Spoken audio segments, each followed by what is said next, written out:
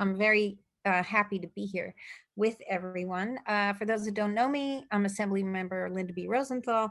I'm the chair of the Committee on Social Services in the Assembly, and I represent the Upper West Side and parts of Hell's Kitchen in Manhattan.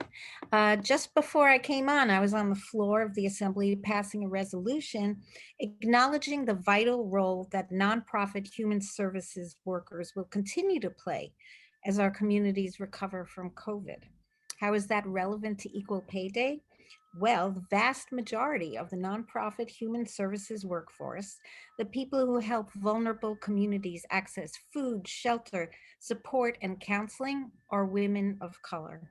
As a result of the gap that still exists, the important work that these women do is undervalued and underpaid.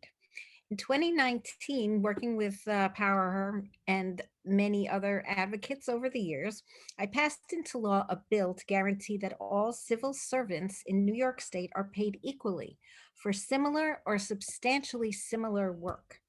This change was necessary because when you control for skill and experience, women were paid less than men in jobs that required the same level of skill, experience, and education to complete.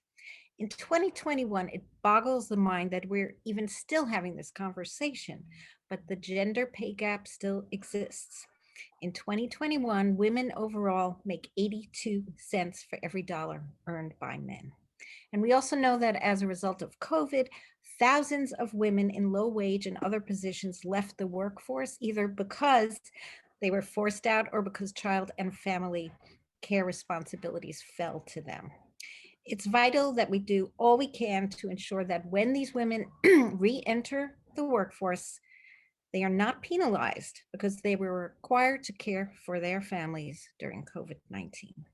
Like with everything else, COVID has exposed how society relied on the underpaid and unpaid labor of women, particularly women of color, and it is vital that we continue to fight to close the gap and lift up the contributions and sacrifices of women.